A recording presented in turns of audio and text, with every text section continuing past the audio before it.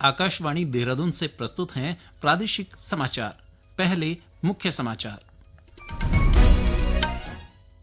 संसद का बजट सत्र शुरू। आर्थिक सर्वेक्षण में वास्तविक सकल घरेलू उत्पाद की वृद्धि दर 6.5 से 7% के बीच रहने का अनुमान।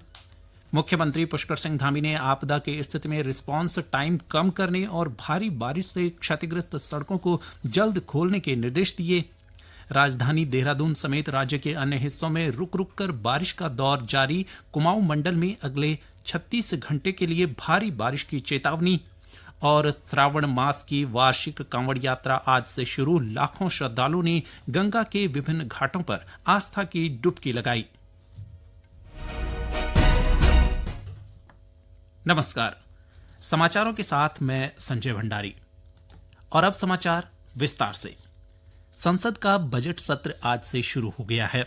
आर्थिक सर्वेक्षण 2023-24 में वित्त वर्ष 2024-25 के लिए सकल घरेलू उत्पाद की वृद्धि दर 6.5 से 7% के बीच रहने का अनुमान लगाया गया है। केंद्रीय वित्त मंत्री निर्मला सीतारमण ने आज बजट सत्र के पहले दिन दोनों सदनों में आर्थिक सर्वेक्षण पेश किया। सर्वेक्षण के अनुसार वित्त वर्ष 2023-24 में अनिश्चित वैश्विक आर्थिक निष्पादन के बावजूद घरेलू वृद्धि कारकों ने आर्थिक विकास में मदद की है। सरकार ने कहा है कि पिछले 7 वर्षों में देश में पेपर लीक का कोई मामला सामने नहीं आया है और वह नीट यूजी पेपर लीक मामले में कुछ भी नहीं छिपा रही है। शिक्षा मंत्री धर्मेंद्र प्रधान ने आज लोकसभा में प्रश्नकाल के दौरान पूरक प्रश्नों का उत्तर देते हुए कहा कि राष्ट्रीय परीक्षा एजेंसी ने अपनी स्थापना के बाद से 240 परीक्षाएं आयोजित की हैं। इनमें 4.5 करोड़ से अधिक परीक्षार्थी शामिल हुए हैं। श्री प्रधान ने विपक्ष के नेता राहुल गांधी के उस बयान को निंदनीय बताया जिसमें उन्होंने देश की परीक्षा प्रणाली की आलोचना की थी। देश में पेपर लीक की घटनाएं आम होने के विपक्षी दलों के आरोपों को खारिज करते हुए श्री प्रधान ने कहा कि देश भर में केवल एक मामला पटना में सामने आया है।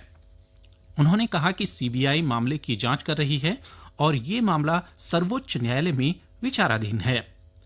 श्री प्रधान ने सदन को बताया कि नीट यूजी परीक्षा में केवल एक स्थान पर विसंगतियां और भ्रष्टाचार के मामलों का पता चला है। इससे पहले विपक्ष के नेता राहुल गांधी ने यह मामला उठाते हुए आरोप लगाया कि देश की परीक्षा प्रणाली में बहुत गंभीर समस्या है। उन्होंने कहा कि देश में लाखों विद्यार्थी परीक्षाओं और अपने भविष्य को लेकर चिंतित हैं। प्रदेश सरकार ने नैनीताल के हल्द्वानी स्थित राजकीय मेडिकल कॉलेज के विभिन्न संकायों में संविदा के माध्यम से लगभग 12 मेडिकल फैकल्टी की नियुक्ति को मंजूरी दी है। चिकित्सा शिक्षा एवं स्वास्थ्य मंत्री डॉक्टर धन सिंह रावत ने यह जानकारी दी। उन्होंने बताया कि सभी संकाय सदस्यों का चयन हेमवती नंदन बहुगुणा उत्तराखंड चिकित्सा शिक्षा विश्वविद्यालय के कुलपति की अध्यक्षता में गठित समिति ने वॉक इन इंटरव्यू के माध्यम से किया गया है।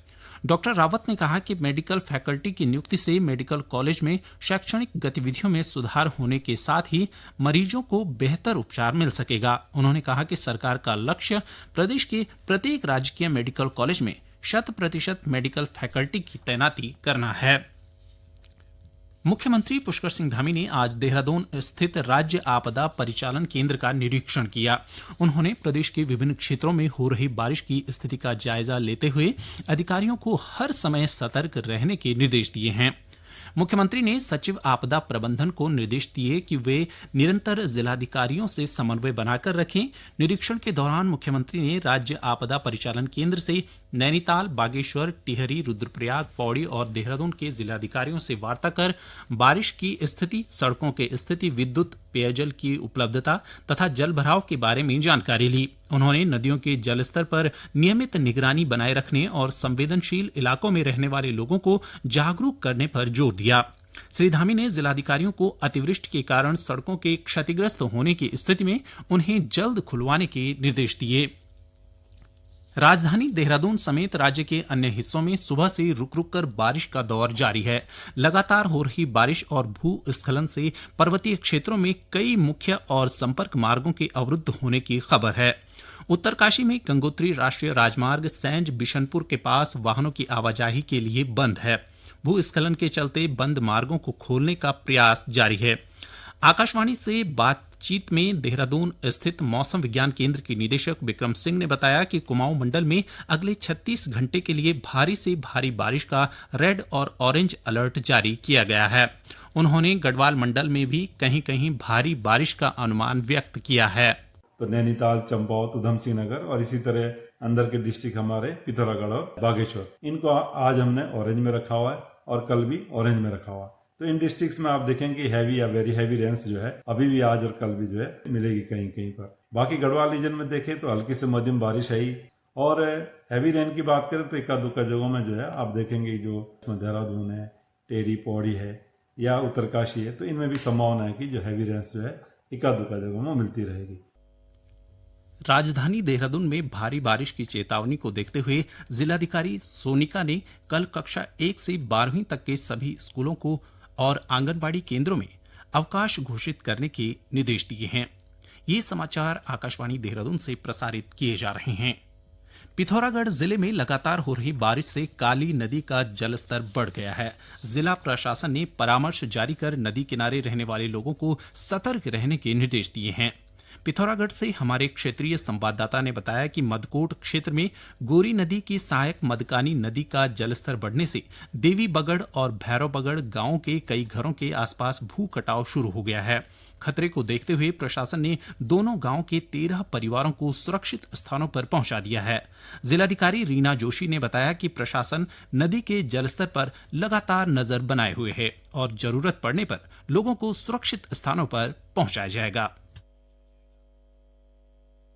पूरे पिथौरागढ़ जनपद में ही ऑरेंज अलर्ट है और उसमें भी स्पेशली मदकोट, तेजम और बंगापानी, धारचूला में काफी बारिश हो रही है। इस वजह से वहां पे काली गोरी रिवर में भी काफी पानी आया। उस वजह से देवी बगड़ और भैरव बगड़ उसमें काफी कटान हो रहा है। पिछले 2-3 दिन पहले वहां पे हमने 13 फैमिलियों को रिहेबिलिटेट किया था। दोनों विस्थापित करके एक स्कूल में उनको वहां पे उनको शरण दी है। वहां पे लगातार रिवर के फ्लो पर और उसके जलस्तर पर नजर बनाए रखे हुए हैं। अगर आवश्यकता पड़ी तो और लोगों का भी विस्थापन वहां से किया जाएगा। प्रदेश में श्रावण मास की वार्षिक कांवड़ यात्रा आज से शुरू हो गई है। इस यात्रा के दौरान बड़ी संख्या में श्रद्धालु पवित्र गंगाजल लेने उत्तराखंड के हरिद्वार, गौमुख और गंगोत्री धाम पहुंचते हैं।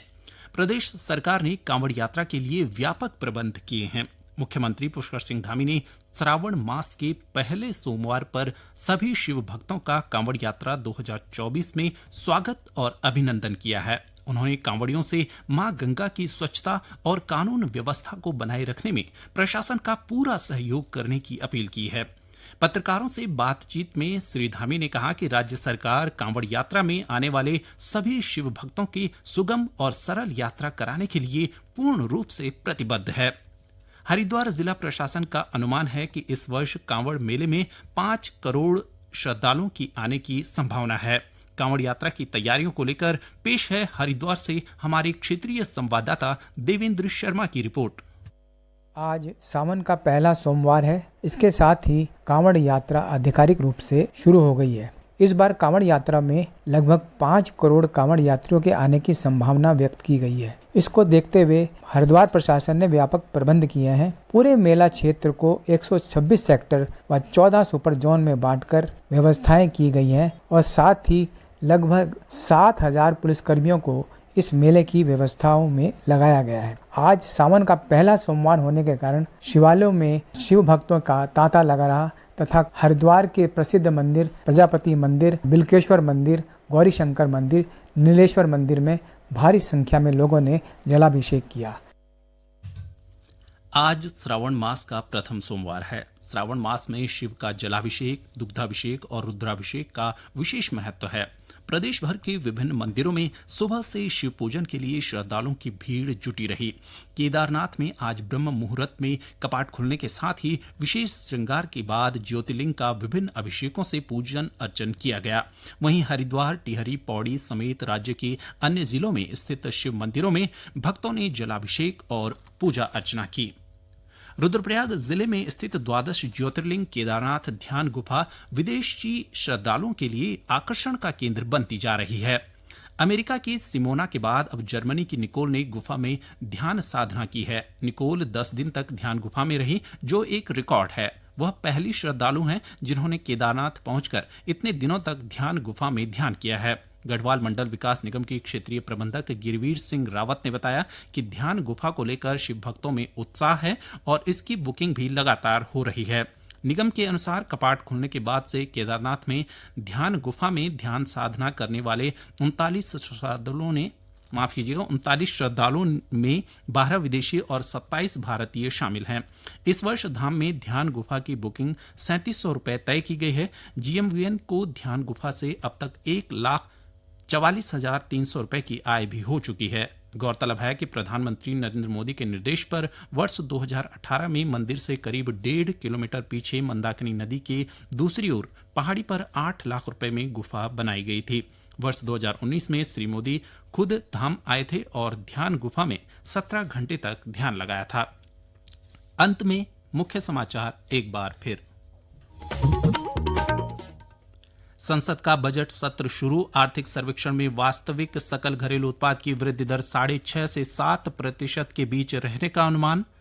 मुख्यमंत्री पुष्कर सिंह धामी ने आपदा की स्थिति में रिस्पांस टाइम कम करने और भारी बारिश से क्षतिग्रस्त सड़कों को जल्द खोलने के निर्देश दिए।